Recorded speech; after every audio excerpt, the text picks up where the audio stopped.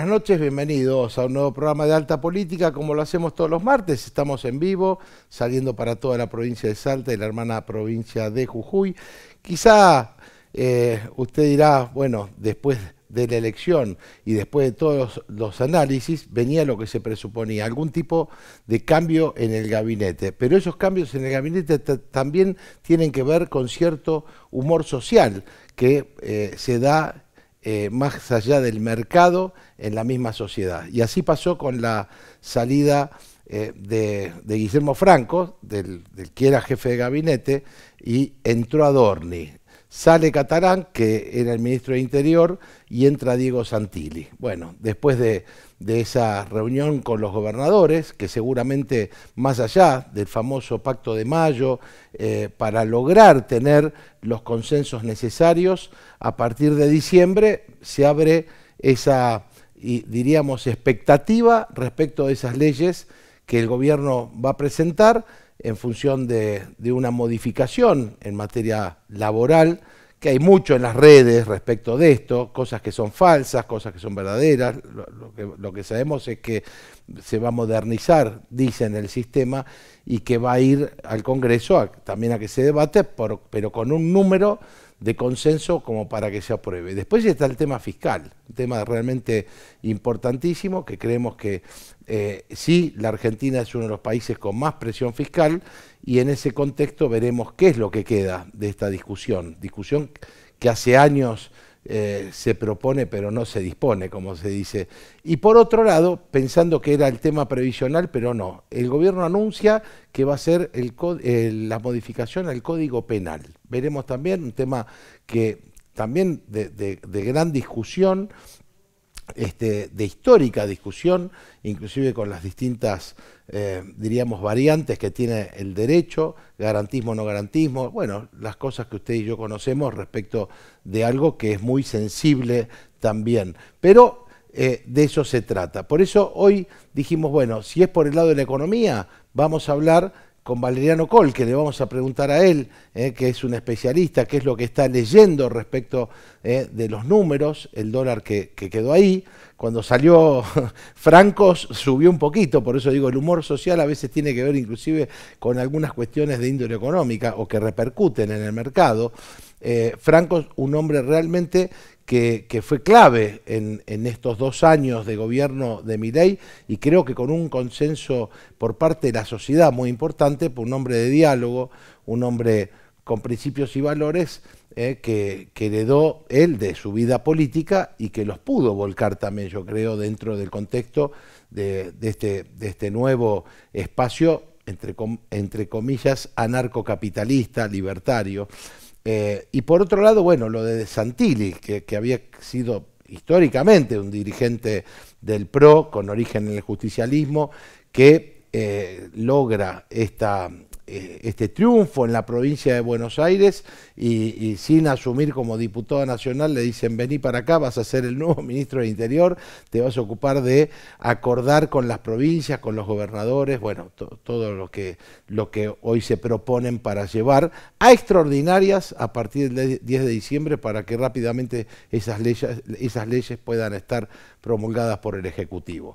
Vamos hacer un análisis de la realidad con Gustavo Llovino. Lo hicimos en la previa y ahora lo hacemos post elección. Creo que uno de los hombres que mejor leen la realidad, por lo menos aquí en Salta, alguien que es muy serio y que siempre nos brinda una perspectiva, una idea distinta a lo del común. Por lo tanto, una alegría, un placer poder charlar con él en esta noche de Alta Política, y lo invitamos a Martín Güemes, que también desde el punto de vista de las nuevas tecnologías, de todo lo que él va haciendo en el gobierno de Salta, viene con una novedad interesante. Ha estado en los Estados Unidos recientemente y nos va a contar, bueno, qué es lo que trae para el gobierno de Salta. Y en otro orden de cosas, bueno, esta semana se lo ha visto mucho al gobernador en los medios nacionales, sobre todo después de la reunión con el presidente. Hoy vas a tener la oportunidad de escucharlo al al doctor Gustavo Sáenz en Agenda Abierta hoy a las 10 de la noche, así que interesante poder escuchar esa nota que Daniel le hizo en Agenda Abierta. Bueno, de esto y mucho más en esta hora de Alta Política.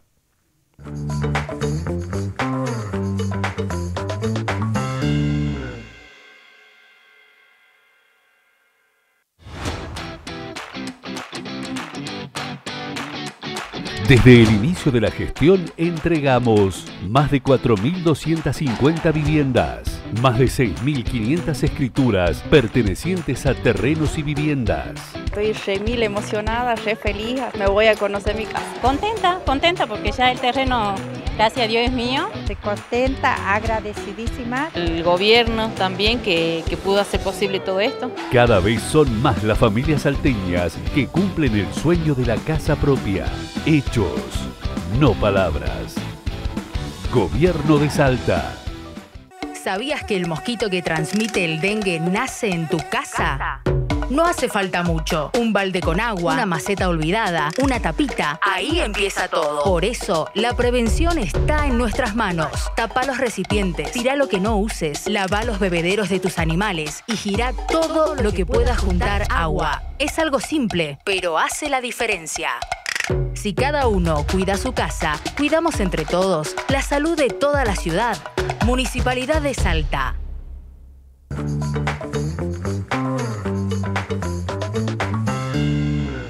Y ahora sí, saludamos a nuestro columnista económico, el gran amigo Valeriano Colque. Valeriano, muy buenas noches, gracias por estar aquí. Hola, buenas noches, gracias por la invitación. Leí algunas de las notas que me has enviado en la semana, un poco el termómetro económico, qué va pasando, cómo está el humor social en la sociedad que requiere confianza para que quizá bajen las tasas de interés, para que no haya inflación y para que haya cierta expectativa de que la economía se vuelva a dinamizar. Sí, las expectativas son positivas. Yo tengo datos de empresarios, que hubo un coloquio de empresarios en la Bolsa de Comercio de Córdoba, donde todos apuestan hacia la esperanza, hacia adelante. Nada más que ellos piden la reforma laboral, la reforma tributaria, ¿no es cierto?, fundamentalmente a los fines de favorecer más la dinámica económica y además a los fines de que ingresen las inversiones, cosa que al ingresar las inversiones va a haber mayor trabajo, ¿no es cierto? Y al blanquearse los trabajadores que están ahora no registrados, va a favorecer al sistema provisional porque van a aportar más y además va a favorecer el costo de los empresarios, lo cual evidentemente trae aparejado eso, ¿no? Te quiero, digamos, si bien es algo muy específico, pero lo de la reforma laboral genera cierto ruido, sobre todo dicen, bueno, ¿cómo va a reaccionar la CGT, cómo van a reaccionar los sindicatos? Pero más allá de la reacción, tu mirada respecto de algo que hay derechos históricos, digamos, que fueron adquiridos, digamos, por los trabajadores y que algunos dicen, bueno, hoy se pone en duda o no las garantías, digamos, que históricamente tenían. Contame un poco cuál es tu mirada. Yo escuché muchas veces que van a trabajar 12 horas, todas versiones, nadie conoce el proyecto laboral, nadie lo conoce, ¿me entendés? Lo que sí yo lo escuché es Sturzenegger, que va a flexibilizar el tema laboral. ¿Qué quiere decir esto? Cuando vos en todo el mundo, suponete, vos sos un empleado de una empresa que gana 1 millón de pesos, y vos trabajas 8 horas, el empresario te va a decir, si vos me producís más en las 8 horas, yo te pago más sueldo. O sea, el aumento de sueldo por productividad como en todo el mundo. Eso es otra cosa. Eso es importantísimo, eso se va a tener en cuenta en la reforma que se espera que habrá. Y el otro tema es bajarle los costos laborales al empresario, porque calcula vos... Eso sí es algo increíble, ¿no? El costo laboral es altísimo y entonces mucha gente dice, no puedo tomar empleados por los costos. En realidad, y bueno, vos fíjate... cargas sociales. Claro, vos fíjate, un empleador que le cuesta un empleado que le cuesta a un empleador 16.000 pesos por mes, por ejemplo, tiene que pagar 9.000 entre cargas tributarias, aportes, todo eso. Entonces eso es imposible, por eso es que hay tanto empleado no registrado, porque además Acá tiene que cambiar la industria del juicio, porque todo, ¿me entendés? Eso es, hay empresas que cerraron porque no podían pagar las indemnizaciones por los juicios.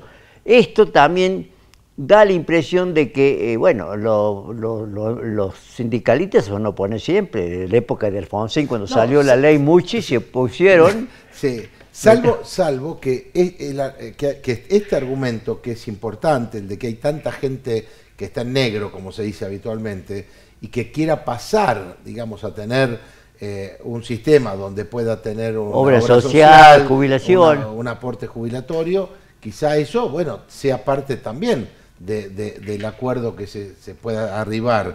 Pero no, parece ser sí, que el presidente va con todo, si tiene el número, dice... No, bueno, lo que pasa que, yo te explico, la ley 2744, que es la ley de contrato de trabajo, es del año 75, estamos en el 2025, 50 años, 50 tiene que actualizarse, eso se actualiza en el mundo, así como se actualizan todos digamos, todos los procedimientos administrativos a través de la computación y otras cuestiones más, tiene que actualizarse la ley. Además, yo creo que a los sindicalistas, ¿no es cierto?, mientras más empleados haya registrado, le puede favorecer a ellos en la medida que quieran sindicalizarse, ¿me entendés? Le pueden favorecer a ellos. Algunos dicen el gran problema o el gran tema de los sindicatos grandes son las obras sociales sindicales. Algunos dicen, bueno, eso es lo que realmente les preocupa, porque esa debe ser la caja. Ahí está el curro, ahí está el curro.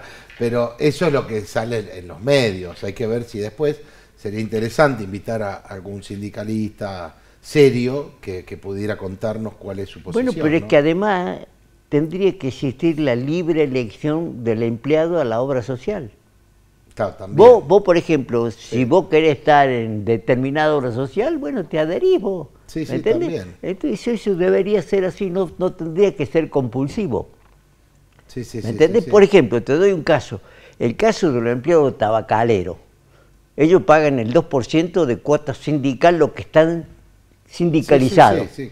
Y los que no están sindicalizados le crearon un aporte voluntario del 2% también que va al sindicato. Claro, entonces... Claro, o sea, obligado están así, claro. Sí. Esas cosas tienen que cambiar. Claro. Eso tiene que quedar a criterio de la empresa. Además, el empleado debería, ¿cómo te puedo decir?, consensar el sueldo con el empleador. ¿Quién es el que le paga el sueldo al empleador? El empleador, sí. Vos decís que, porque acá está la historia de las convenciones colectivas de trabajo, bueno, que hay que ver también, no es lo mismo una pyme, a esto voy, que es lo que ha dinamizado siempre la economía. 70%, digamos. Por eso, que las grandes empresas o industrias que tienen otro esquema económico también para poder negociar paritarias, seguramente, ¿no? Pero, claro, no, pero es que... Vos sos optimista con esto. No, esto y yo creo que va a salir y va a favorecerle tanto a los sindicalistas como a los empresarios. Ajá. Y al mismo empleador también. ¿Por qué te digo? Yo te doy un dato. Digo por toda la cantidad de trabajadores que están mirando. Mira, yo te doy un dato. Hay una consultora a nivel internacional que se llama Mercer, que hizo un estudio de las jubilaciones, le llaman sistemas de pensiones, porque son pensiones a nivel mundial. Sí. Nosotros estamos en el puesto 51 sobre 52 países. Quiere decir que vos el día de mañana, pasan los años, te querés jubilar, no te vas a jubilar con la situación actual. Hoy como está, claro. Entonces, tendría que ser 4-1 y es 1,8. Claro, 1,6. 1,6, bueno, imposible. Bueno, entonces, y además eso va a favorecer al Estado, que va a dejar de destinar fondos a las cajas de jubilaciones por el faltante que hay de los aportantes. ¿Me entendés? Claro, vos ahora necesitas 4,1 y ahora hay 1,6. No, entonces, claro, quiere decir que el 1,6, el 2,4 que te queda, lo tiene que pagar nosotros a través de los impuestos del Estado. Digamos que después se viene lo previsional después de estas tres primeras leyes. Claro. Reforma lo laboral.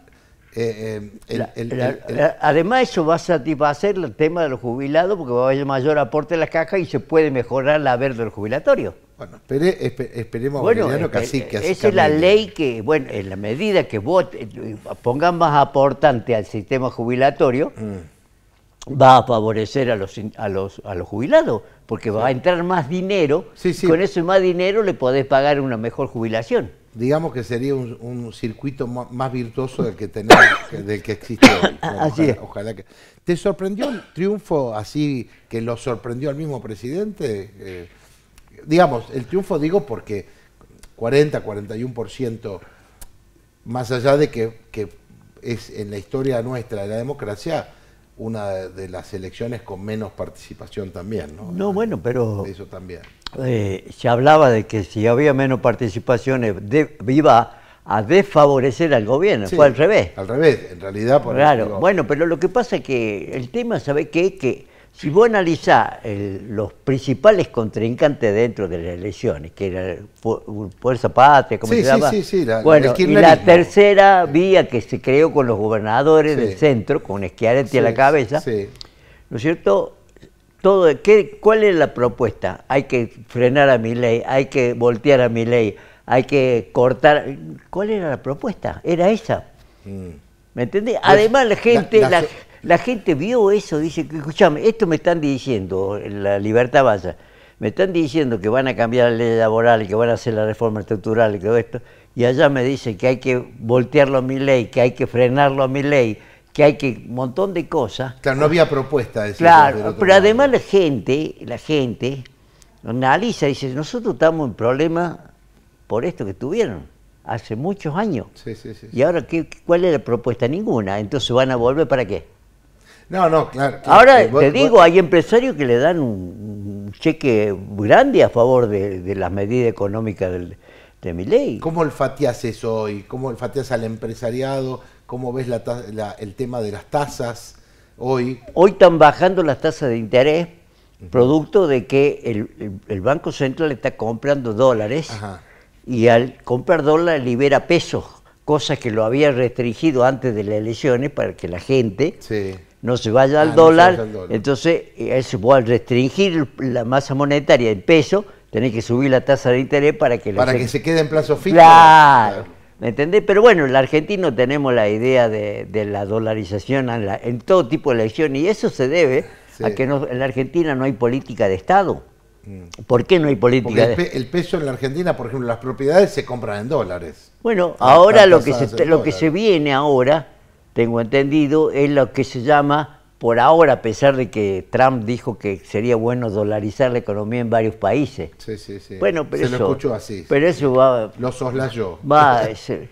lo que se viene ahora es la bimonetización de la economía, es decir, la ley esa que sacó el gobierno para que protegerlo a los que tienen dólares en el colchón, para que el día de mañana con otro gobierno no le queden problemas, Sí. no se trató nunca, y ahora se va a tratar en el Congreso. Entonces eso va a favorecer. Entonces, ¿qué dice?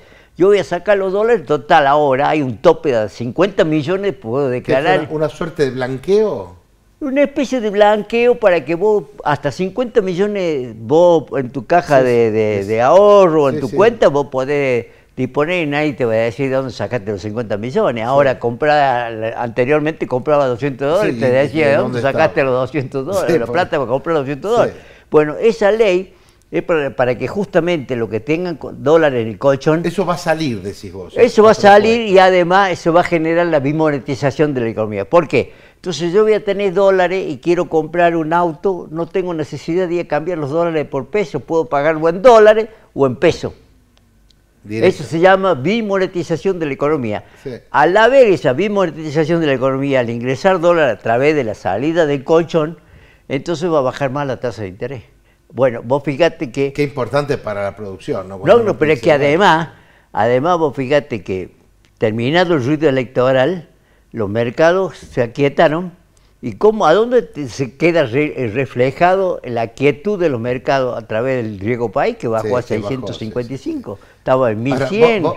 vos te acordás, Valeriano, que en la época, cuando fue lo de Macri y Fernández, cuando pierde Macri, se desbarató la economía y se fue todo a pique. Claro, si estaba el Sí. dólar a 60 dólares, No. llevó Alberto Fernández, Así- dijo que estaba bien un No, dólar así. Por eso digo, pero fue increíble cómo una perspectiva de lo político te puede modificar tanto la variable económica. Y acá yo creo que de alguna manera el día que gana la Libertad Avanza, digamos así, en la elección nacional, bueno, todo todo fue, desde el punto de vista económico, como que se tranquiliza, ¿no? Da la sensación que- Claro, porque por eso digo, porque no hay política de Estado como tiene Chile, como tiene Perú, como puede Uruguay. Ahora, entonces, cualquiera que sea el gobierno que esté, se van a mantener esa política. Por eso van las inversiones donde hay previsibilidad. Ahora, la otra pregunta desde lo político, ¿no? Es lo político y lo económico respecto... Los gobernadores también hay que entender que los gobernadores, hay que entender que necesitan, sobre todo provincias como la nuestra, necesitamos que el gobierno nacional, por ejemplo, en el presupuesto, que es una de las leyes, la ley de leyes, haya obras para Salta. Nosotros necesitamos, porque no tenemos recursos propios para hacer el arreglo de la ruta 9/34, por ejemplo, o la ruta 51 del Paso de Sico. Por eso, yo lo que veo, Sí. y me pareció bien, que Milei bajó un cambio. ¿Entendés? Es otra forma, porque necesita, así haya ganado cualquiera por el 100%, necesita del consenso de otros sectores políticos y empresarios o económicos, digamos, de todo el quehacer nacional. Entonces, eso favorece a la charla que tiene con los gobernadores, y bueno, el gobernador te va a decir, sí, yo te voy a apoyar en todas las leyes. Los gobernadores, ahora se han dado cuenta que los gobernadores mismos, que el equilibrio fiscal es básico e indispensable. Del total de las provincias, solo 3 provincias tienen déficit fiscal, el resto están equilibradas. Ajá. Entre ellas Salta. Salta, con equilibrio. Claro. Bueno, pero... Eso favorece al gobierno nacional diciendo, vos no podés gastar más de lo que te ingresa. Claro, correcto. Quiere decir que, bueno, que en ese sentido Salta está bien. Claro, Digo, claro, en pero cuanto a ahora, equilibrio, en cuanto a equilibrio. Lo que nos falta es achicar asimetrías, Valeriano. Bueno, pero lo que pasa es Sí. que también vos, por ejemplo, ¿no es cierto? Ahora se tiene que discutir la ley tributaria. Sí. Porque hay muchos tributos que están de más y hay algunos tributos que se tienen que discutir con las provincias, el tema de la coparticipación. Bueno, que esa ley nunca salió, aparte. Después de la reforma del 94 no hay una nueva ley de coparticipación, pero sí tendría que haber, no sé, vía los aportes del Tesoro o obra pública. También la obra pública genera una cierta dinamización de la economía. Por eso digo, para eso el consenso que va a tener el gobierno con los gobernadores a través del Pacto de Mayo. Del famoso Pacto de Mayo. Claro. Que no fue en mayo, fue en junio, pero... Bueno, pero eso es importante que haya consenso y haya diálogo. Sí. ¿Me entendés? En función de eso se pueden acordar muchas cosas. Decir, bueno, veamos cómo es la obra pública, qué pasa, ver cómo la podemos negociar. Además, las provincias tienen la posibilidad de que el gobierno nacional le habilite el endeudamiento a nivel extranjero. No, por supuesto. Pero ¿Me entendés? Que es positivo eso también. Además, para que sepa la gente, los ATN que tanto se habla... Sí, los aportes del Tesoro de la Claro, Nación. los aportes del Tesoro Nacional. Esto te explico, el 54 y pico % de lo que se ingresa, ¿no es cierto?, va a las provincias, el 42 y pico por lo que se ingresa va a la nación, y el 1% para completar el 100% es los ATN, que solamente se utilizan para casos de emergencia. Sí, así fue, históricamente tenía que ser así. La Rioja es el que más recibió durante el gobierno anterior los ATN y sacó los chachos y todavía no puede pagar. Es verdad. Valeriano, como siempre, un placer escucharte. No, y está gracias bueno a vos. poner un poco de optimismo.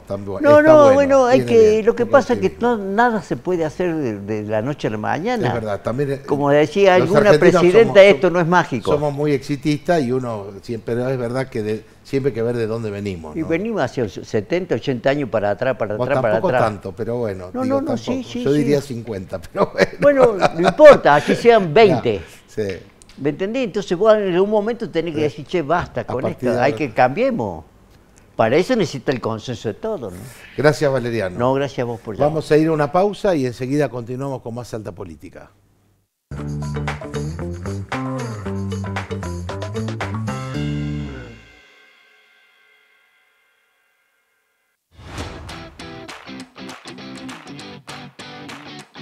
Desde el inicio de la gestión entregamos más de 4.250 viviendas, más de 6.500 escrituras pertenecientes a terrenos y viviendas. Estoy re mil emocionada, re feliz, me voy a conocer mi casa. Contenta porque ya el terreno, gracias a Dios, es mío. Estoy contenta, agradecidísima. El gobierno también que pudo hacer posible todo esto. Cada vez son más las familias salteñas que cumplen el sueño de la casa propia. Hechos, no palabras. Gobierno de Salta. ¿Sabías que el mosquito que transmite el dengue nace en tu casa? No hace falta mucho. Un balde con agua, una maceta olvidada, una tapita. Ahí empieza todo. Por eso, la prevención está en nuestras manos. Tapa los recipientes, tira lo que no uses, lava los bebederos de tus animales y gira todo lo que pueda juntar agua. Es algo simple, pero hace la diferencia. Si cada uno cuida su casa, cuidamos entre todos la salud de toda la ciudad. Municipalidad de Salta. ¿Tenés que hacer algún trámite?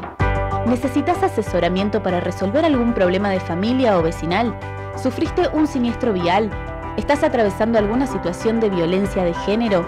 En el Consejo Deliberante encontrás asesoramiento gratuito para acompañarte. Conoce más ingresando a nuestra web cdsalta.gov.ar. Consejo Deliberante de la Ciudad de Salta. Un consejo más cerca tuyo.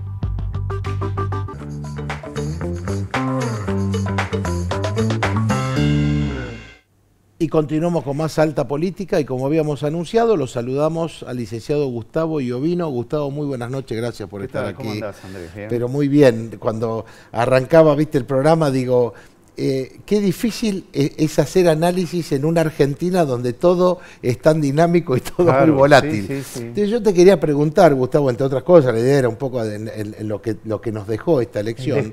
El después. El tema de Guillermo Franco llamó la atención porque era una figura, lo dije recién cuando comenzaba el programa, de mucho consenso en la sociedad, o por lo menos en aquello que hacemos lectura de la política, un hombre con mucha... muy buena diferenciación. No somos más del 10% los que integramos lo que se denomina el círculo rojo, claro. Lo denominó así, lo trabajó Macri. En su momento. Donde... También estamos los periodistas, claro. Aunque somos en la pirámide del círculo rojo, la parte, la clase baja, digamos. Claro, correcto. Podríamos decir los periféricos que miramos, que observamos. No, porque, sí, pero que conversamos, sí. ¿no? ¿Coincidís que la imagen de Guillermo Franco era una imagen muy positiva? Por eso te digo, para un sector que no representa más del 10% de los que votan. Claro, correcto. El resto de los que votan... Sí, no, por ahí dice, bueno, pasa por otro lado más, claro, la cosa. Es lo que hablábamos en otras entrevistas sobre la opinión publicada y la opinión pública. Correcto. Y que hay que escuchar qué es lo que pasa subterráneamente en esas corrientes de agua por las que nosotros no navegamos. Sí, claro. Pero donde muchos navegan. Muchos navegan. Y a partir de eso, y otros factores más, es como deciden, por ejemplo, su voto. ¿Sabés lo que llegué a escuchar en estos días? Que fue una imposición de Estados Unidos, la salida de Guillermo Franco, que uno de los funcionarios del BID, que había estado con él, recordemos que Guillermo Franco fue el representante de Argentina en el BID, en el gobierno justamente de Fernández, y que había tenido un entredicho con un importante funcionario del BID, y que eso también es parte de lo que hoy le han dicho, bueno, a Franco, viste, como diciendo, bueno, estamos acordando con los Estados Unidos, a Franco lo queremos afuera. Y yo ahí sí como ciudadano, como politólogo, uno dice, qué interesante la figura. Yo lo conocí hace muchos años, cuando Guillermo Franco era concejal en la ciudad de Buenos Aires, antes que fuera legislatura, fue concejal en la ciudad de Buenos Aires, muy joven. Y un hombre, por eso digo, de mucho consenso, de mucho diálogo, muy diplomático. Inclusive. Muy de la política tradicional. Y muy de la política tradicional. Por eso me parece que la función que cumplió él fue importante y me llama la atención un tipo con esa envergadura, con esa posibilidad de diálogo que haya quedado fuera del... Bueno, yo creo que nos tenemos que acostumbrar que Milei siempre te va a sorprender. También. Sí. Es increíble... Si vos haces cierto razonamiento, pasó un poco más de una semana de la elección y es como si hubiera pasado mucho tiempo. Y donde se tomaron decisiones, cosa que, por ejemplo, uno en los gobiernos provinciales no lo ve de esa manera. No. Y es una reacción donde, de nuevo, ¿no? Ese menos del 10% prevé en su imaginario, en su cultura, en sus costumbres, de que después de una elección como lo que ocurrió el 26 de octubre, tendría que generarse un proceso más clásico. No, nada que ver. Nada que ver. Sí. Pero al 90%, donde hay allí una parte importante que votó por Milei y votó por sus candidatos, es muy probable que haya bastante poco de razonamiento y haya bastante de emoción, luego justificada por cierto razonamiento, y que tiene que ver con factores que son mucho más domésticos para ellos, ¿no? ¿Te sorprendió a vos? Mira, yo te había dicho en la última entrevista y todo, no nos aventuremos, puede pasar cualquier cosa. Porque sí, es verdad. Y pasó cualquier cosa de la que esperábamos tradicionalmente. El tema es que si vos te arriesgás de una manera, pero vos dijiste que es lo que le pasa a muchos encuestadores. Che, pero tus encuestas decían, y yo reitero, las encuestas no son un oráculo. No. Y que hay que analizar muchos más elementos y factores. Dijimos inclusive ese martes y el domingo era la elección, veremos, Gustavo, el humor social el domingo. ¿Cuál es el humor social? Bueno, el humor social votó, y hablando de humor social, vos fijate que el lunes posterior a la elección no pasó nada. Sí. Es más, sí pasó. Y lo que pasó es que el gobierno volvió a retomar la agenda. Y todos aquellos que representaron el antimileísmo se quedaron sin resultados, sin discurso, sin estrategia, sin proyecto. Algo dijo Valeriano antes. ¿Cuál era la propuesta? ¿Cuál era el proyecto? No, paremos a Milei, decía. Claro. Bueno, pero y mucho, ¿y por qué lo vamos a parar? Si lo que fue antes fue peor. Claro. Lo hablamos también una vez. Acá lo que se ponía en juego era el riesgo Cuca versus el Milei es un insensible. Tal cual. ¿Ganó? Ganó el miedo. El miedo Cuca. Sí, a mí no me gusta lo que hace con el Garrahan y los discapacitados y esto. Pero aquello, puesto en una balanza... Es que es impresionante cuando uno ocurrió eso. Si no, ¿Y qué pasa con las decisiones de Milei? A un gran sector de la gente no le importa si es franco, si no es franco. La cosa, el dólar, y siguió ahí. Siguió ahí. Che, ¿cambió algo? ¿Hubo un estallido social? Tampoco. ¿Y qué pasó con los que cuestionaban tanto y decían, lo tenemos que parar a Milei porque si no el 27 esto es un desastre? No hubo tal desastre. Entonces, vuelvo, ¿no? Hay que empezar a analizar otros factores y tratar de entender que la sociedad ha cambiado. Eso es, la sociedad ha cambiado. Ha cambiado. Y hay que aprender a leer eso, que yo nos no cuesta digo a todos. Que cambió para bien. No, y nada pero cambió. Cambió. Nos cuesta entender eso. Exactamente. Entre esos cambios, lo que hay que tener muy presente, y mira, justamente hace 2 semanas más o menos, recibió el premio Princesa de Asturias el filósofo surcoreano Byung-Chul Han. Es interesante seguir lo que ha escrito Byung-Chul Han. Y hay un libro que es capital para nosotros, para entender lo que él llama, y lo llama así al libro, la infocracia. Infocracia. A ver. Es el gobierno de la información. No confundir información como información periodística. Hay información periodística, pero la información es el mundo de los datos, de los algoritmos, de las operaciones digitales, de todo el conglomerado digital que es información, datos, que después se convierten en distintos productos digitales con distintos soportes. Y en esa infocracia él avanza en el análisis sobre otros análisis que se hicieron antes, como por ejemplo el de Marshall McLuhan, que hace todo un estudio sobre los medios de comunicación desde antes de Gutenberg. El famoso el medio es el mensaje. Exactamente, la galaxia Gutenberg, pero él también hace un análisis mucho más atrás que tiene que ver con la oralidad. También esto lo hace Walter Ong, que fue un profesor jesuita que trabajó mucho y anticipó todo este proceso de digitalización, y que, por ejemplo, Marshall McLuhan dice que con la electricidad y los medios audiovisuales, la que empieza a perder es la racionalidad, porque la racionalidad está, digamos, incluida en lo que es la cultura tipográfica, la cultura de la lectura, la cultura del libro. Me suena versus inteligencia artificial casi. Bueno, y entonces en Infocracia vos vas a tener, según Byung-Chul Han, que es muy crítico de la sociedad contemporánea, un nuevo régimen, el régimen de los algoritmos, de todo aquello, que en vez de unir, como te unía la alfabetización, como te unía la escritura de la sociedad de masas, te automatiza. Y la masa se transforma en enjambres, como los enjambres de las abejas. Y en el enjambre, el líder se transforma en influencer.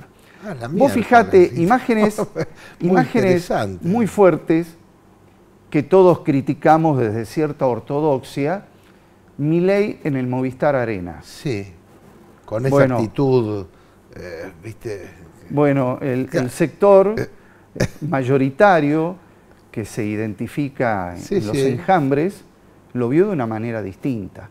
A nosotros que todavía tenemos una tradición tipográfica, era necesario, no algorítmica. Dijimos, es necesario esto, decíamos, ¿no? Cuando recibió a los nuevos integrantes del gabinete, haciendo pogo con Adorni, con Petri, perdón. Con Petri. Y abrazando. Y saltando, ¿no? Es el rockstar, que es el influencer.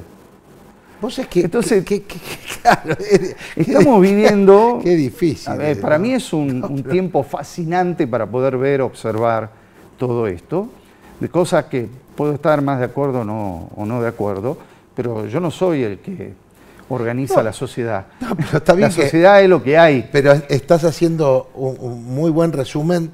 Me encanta escucharte porque, digo, son cosas que te despierta el interés por poder leer, por poder, bueno, investigar un poco esto, porque como decíamos, es la revolución de la información o del conocimiento. Es decir, bueno, no. Y hoy lo dice Pérez Reverte en Europa, o lo dice Juan Manuel de Prada, por ejemplo, están asistiendo, dice, al final de la civilización europea. Con lo que tal está cual la pasando conocíamos. Una cosa tremenda. Y además que era un modelo que duró décadas. Esto está en transformación constante. Si hay una característica que tiene estos tiempos, esta sociedad, estos cambios, son, uno, la velocidad, pero a la que se suma la aceleración. Es decir, no es veloz, es cada vez más veloz. Por lo tanto, es muy difícil prever. Tal es así que pasó en el 2021 al 2023, y eso sí tiene que anotar Milei, entre el 2025 y el 2027. Ah, bueno. Bueno. Y los cambios que él hace en el gabinete tienen que ver con su fortaleza, el dominio después de la elección, el dominio de la agenda y esa velocidad que tiene para tomar decisiones. El resto de la política no está entendiendo eso. Y la nueva política tiene que incorporar eso. Se están quedando con las fórmulas viejas, no con las nuevas. Y eso es lo que llama la atención, lo que atrae y lo que hace que sea atractivo. Se ha transformado en una suerte de nuevo líder, porque es evidente además no lo conocía a nadie a Milei. Y es el único líder. Por eso, no tenía partido, era un desconocido, un economista que empezó a aparecer en la red. En 2 años, de golpe aparece hoy, sin oposición, con un Kicillof que quedó desdibujado en todo esto, que pensó el 7 de septiembre que iba a ser el próximo presidente. Que a mí me llamó la atención cuando él dijo: no, hay que cantar nuevas canciones. Y dije, qué bien, el muchacho está en la posición y la visualización de algo distinto. No, bueno, pero una cosa es decirlo y otra cosa después es plasmarlo en la realidad. Y vos lo que estás teniendo hoy es todo un antimileísmo, si lo manejamos en esa dualidad, que que está perdido absolutamente y que no tiene ningún referente, ningún dirigente que emerja. Fíjate que el mismo Schiaretti, que supuestamente iba a ser de los gobernadores... Y salió segundo, es decir, perdió. Perdió con Roca, que era un ignoto desconocido de Villa Dolores, que lo duplicó en los votos. Adorni, que era un desconocido, que ahora se hace más conocido, que es, digamos... Bueno, Karina Milei. Bueno, Karina Milei. Que de golpe era reportera. Pero que son Milei. Sí. La gente lo ve a Milei, el estilo de Milei, y dice, ellos se parecen más a mí. Por ahí van. Que es por el... quería preguntar... Vos fijate la gran paradoja. Primero fue el líder, después el partido. Pero ojo, en el mundo también ocurrieron esas cosas. Primero fue Perón, después fue el partido. Después que lo que hicieron con el partido es otra cosa. También llamado de atención a la Libertad Avanza. Igual me cuesta, hacia futuro, me cuesta comparar. Bueno, vas a tener que hacer el esfuerzo. Tenés que hacer el esfuerzo porque si no... Y te quiero preguntar algo más que tiene que ver con las relaciones internacionales. Puntualmente, muchos amigos en estas horas, gente de la vida política, que dice, bueno, pero ¿a dónde nos lleva este tema de este alineamiento directo con Estados Unidos? Acuérdate que el mismo Menem dijo relaciones carnales cuando Di Tella era canciller, ¿no? Y de golpe dice, bueno, hoy... Casi uno diría, cuando uno ve estos funcionarios, inclusive americanos, que hablan de la Argentina o que están disponiendo quién puede o no ser el canciller, como pasó, ¿no? Con el nuevo canciller.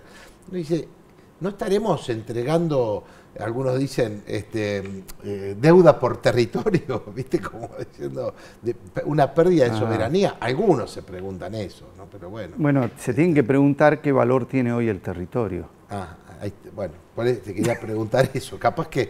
En el mundo de la infocracia. Es como la Axemetet, esta diputada, no me sale el apellido, que directamente es pro-británica. Es diputada, amiga de Patricia Bullrich. Y que ahora junto con otros 6 más, Ahmechet, creo que es. Se pasaron a la Libertad Avanza. A la Libertad Avanza. Bueno, hay que... de golpe, no solamente hay que cantar nuevas canciones, sino que hay que escribirlas, hay que qué difícil, hacer la música, nueva música y todo eso, a una velocidad increíble. Claro. Increíble. Me quedo con esto que decís, esto es pensar algo de futuro, algo para adelante, y muchos quizá tenemos nostalgias de cosas del pasado que han sido buenas, pero hoy evidentemente la sociedad... Esto es como conducir cualquier vehículo. Estás conduciendo ahora. Claro. Tenés que ver qué está pasando ahora. Pero tenés que estar atento hacia dónde vas. Y mirar en el retrovisor, en los retrovisores. Porque hay que ver quién... Pero verlo desde hoy. En el 2027, es decir, Milei va a tener una propuesta, como viene hoy, pero seguramente habrá un sector de la sociedad, me imagino que... Bueno, el tema hay que ver si un sector de la sociedad se abroquela en referencia a un nuevo liderazgo. A un nuevo, el que no hay todavía. Que va a tener que parecerse más a los requerimientos de la época, ¿no? Y no al pasado. Claro, quizá eso sea. Mirá, también hay un ejemplo concreto, ¿no? que viene del 83 con Raúl Alfonsín y un libro que se publicó, ¿no? En relación a la campaña de Raúl Alfonsín, que lo hizo David Rato. ¿Cómo se hace un presidente? Y él ahí te explica cómo él recibió un candidato que era un señor tradicional, que usaba traje con chaleco y que usaba un reloj de bolsillo. Y que le dijo, doctor Alfonsín, todo eso lo tenemos que cambiar, no tiene que usar más. Bueno, vos fijate, y fue la socialdemocracia de la época. Y esta es otra transformación de los liderazgos. Tremendo esto. Más aún, si vos profundizás en lo que ya partía Giovanni Sartori con el Homo Videns o la videopolítica, y hoy la llevas a los algoritmos, donde una imagen vale más que 1000 palabras, y ves el pogo y esa escena, y hay gente que se emociona. Que dice, mirá qué parecido que son. Algunos se sorprenden y otros se emocionan. Y muchos de los que se emocionan, y de alguna manera también algo se sorprenden, votan y apoyan. Gustavo, como siempre, un placer escucharte. Muchísimas gracias. Me quedan un montón de preguntas, inquietudes para poder dialogar. Es todo, que esto también forma parte de esta cultura, es todo para indagarnos a nosotros mismos. No, hasta el punto que yo he leído, porque mi padre, me acuerdo que me dijo muy joven, tenés que leer, para comprender algo de la sociedad argentina, tenés que leer La rebelión de las masas de Ortega y Gasset, que lo tengo desde de ediciones, de las primeras ediciones. Y tenés que leer El medio pelo de Caureche para entender también algunas cosas de la Argentina. Y entonces retomé... Y a José Ingeniero. El hombre mediocre. El hombre mediocre. Pero en realidad volví a leer La rebelión de las masas y cuando ves El hombre masa, dije, me agarro la cabeza y digo, cuánta razón que tenía igual Ortega, ¿no? Y lo escribió en los años 30, más o menos. Exactamente. Así que, Gustavo, muchas gracias. Gracias a vos por la invitación. Vamos a ir a una pausa y enseguida va a estar con nosotros acá Martín Güemes contándonos qué nos trae de Estados Unidos.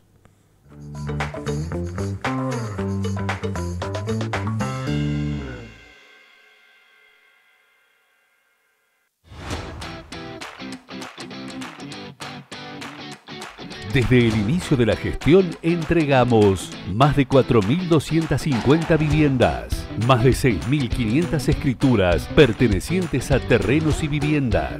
Estoy re mil emocionada, re feliz, me voy a conocer mi casa. Contenta porque ya el terreno, gracias a Dios, es mío. Estoy contenta, agradecidísima. El gobierno también que pudo hacer posible todo esto. Cada vez son más las familias salteñas que cumplen el sueño de la casa propia.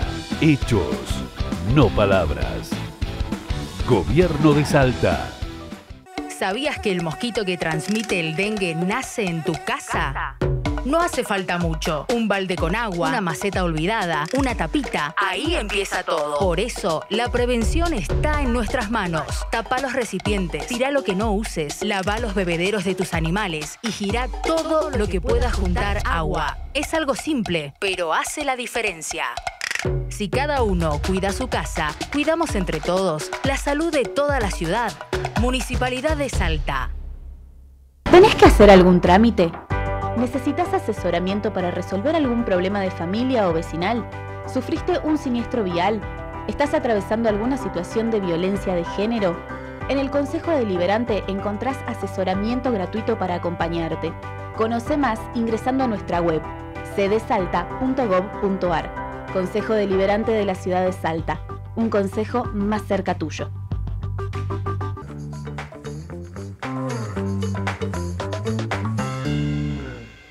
Y continuamos con más Salta Política y como habíamos anunciado, está con nosotros Martín Güemes, que es el secretario de Modernización de la provincia de Salta. Martín, muy buenas noches, gracias por estar aquí. ¿Cómo estás, Andrés? Muchas gracias por la invitación. Yo dije, ¿qué nos traes de Estados Unidos? Porque sí. Cuando leí lo que habías hecho, dije, bueno, qué bueno, porque siempre eso es positivo para nuestra provincia. Sí, la verdad que sí, fue una experiencia muy interesante. Hace poquitos días llegué de Washington, estuve en un encuentro de líderes de gobierno organizado por Google.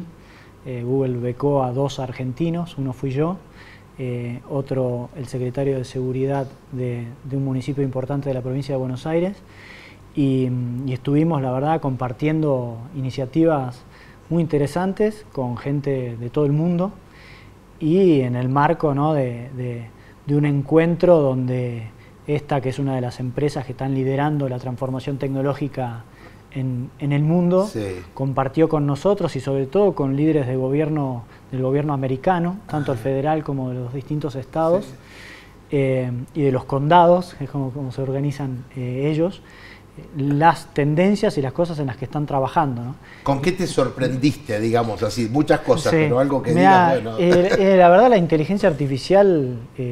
nosotros lo estamos viendo con mucha claridad, viene a revolucionar el funcionamiento de los gobiernos y a transformar inclusive la sociedad, ¿no? Y voy a ser un poco tajante con esto, pero venían hablando de los medios de comunicación, no sé, cuando apareció la imprenta como una tecnología nueva, democratizó el conocimiento y eso hizo que la organización, incluso la distribución del poder en el mundo cambie.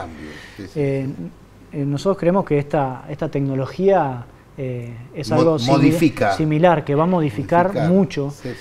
Utilizada para el bien de los gobiernos, la verdad que puede reducir tiempos de una forma notable, ya Google, la gente de Google lo tiene calculado, tiempos de entre un 50 y un 60% en reducción de tiempos cuando este se Cuando decís tiempo para que podamos el tiempo de resolver algo, procedimientos un procedimiento, administrativos, por ejemplo. La famosa burocracia Eso, de la cual sí, la gente que siempre te dicen, reniega, sí, vos llevás un papel y que tarda, no sé, años, no sabes sí, qué pasa. Bueno, esto viene a revolucionar eso porque se están trabajando sobre la creación de agentes de inteligencia artificial especializados en distintas temáticas que hacen al gobierno.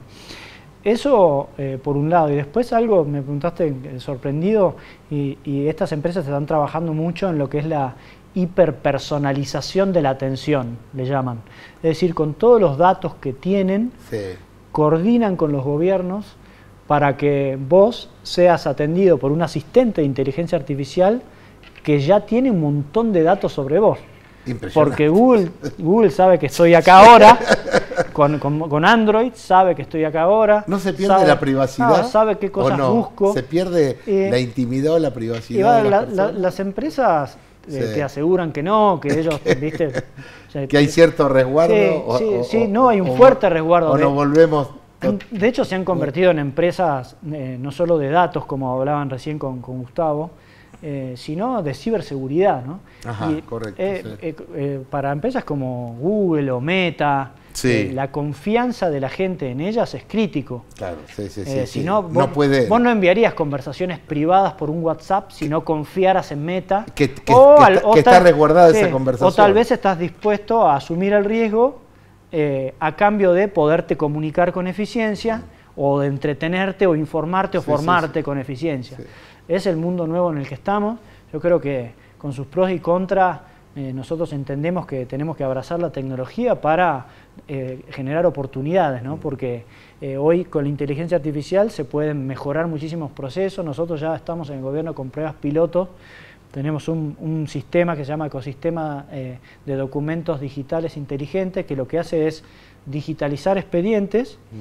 Esto se está usando en muy poquitas áreas, pero ahora este sistema que tiene expedientes íntegramente digitales, es decir, donde el papel no circula, estamos haciendo pruebas incorporando la inteligencia artificial. ¿Para qué? Para que un agente de la administración pública pueda tener un asistente virtual digital, inteligente, experto en el expediente. Impresionante, eso es una cosa impresionante. Y la verdad que eso, imagínatelo en la justicia. Si nos sale bien, y no, bueno, ya se está aplicando. De hecho, mi hermana Belén, que es juez en Corrientes, fue una de las primeras en aplicar en Argentina inteligencia artificial a procesos judiciales simples. Pero muchas veces el 20% de los procesos judiciales que son simples te llevan al 80% del tiempo. Por eso digo, imagínate que esto... Claro, aplicado a cosas que no revisten demasiada complejidad con supervisión humana, la verdad que abre una puerta de oportunidades muy grande, ¿no? Bueno, y mejora, supuestamente es para mejorar la calidad de vida de los ciudadanos. Claro, porque detrás de un expediente hay un problema de una persona que no se resuelve, que está meses sin resolverse. Creo que hay una oportunidad muy grande. Nosotros tenemos, por supuesto, la mirada que nos transmite el gobernador Gustavo Sáenz, de que la tecnología tiene que avanzar, sí, pero sin dejar a nadie atrás. Por eso es importante avanzar en temas como conectividad, porque nosotros no podemos hablar de inteligencia artificial y estás en una comunidad en el medio de los cerros y no tenés señal. ¿Hemos mejorado eso? Bueno, sí, la verdad que hemos tenido avances. Ya tenemos 194 plazas en todo el territorio de la provincia con Wi-Fi libre, entendiendo que no tiene que haber diferencia entre una persona que tiene muchas posibilidades o que puede pagar y que no. Y también estamos avanzando con la mejora y conectividad de escuelas de los lugares más alejados de la capital. Qué importante eso. Ahora en este mes, por ejemplo, vamos a conectar todas las escuelas con internet de alta velocidad, de última generación, vamos a decirlo, con antenas Starlink, a Rivadavia, Santa Victoria Este, Rivadavia también. La verdad que impresionante, eso es importante, porque si no nuestros chicos se quedan aislados de un mundo donde impera lo digital, ¿no? Y después, que lo hablamos con vos en muchas oportunidades, Martín, también cómo hacer para que los niños esto no los digamos, por Claro. un lado lo importante y por otro lado Sí, que no sean... Es un equilibrio, ¿no? Sí, y la verdad que es todo un desafío porque está comprobado que las porque hoy redes ves a los chicos que... es una adicción, no lo pueden que en controlar. los recreos, me cuentan algunas maestras, no sociabilizan porque están con el teléfono. Es un tema que habrá que ver Sí, la verdad que cómo sí. se puede Bueno, el arreglar. protocolo del Ministerio de Educación es como bastante claro en ese sentido, en la utilización de los dispositivos móviles. Es restrictivo en cierto punto, pero habilita al uso pedagógico del Claro, que dispositivo. ese es otro Porque vos tema. no podés recibir una educación que no esté vinculada a la tecnología, porque el mundo del trabajo Sí, ya sí, demanda ya tecnología. demanda tecnología. De hecho, es una gran oportunidad, porque en Santa Victoria Este, por Sí, citar por un lugar, ejemplo. es muy difícil que venga una inversión de una mega fábrica y le dé trabajo a todo el mundo. No.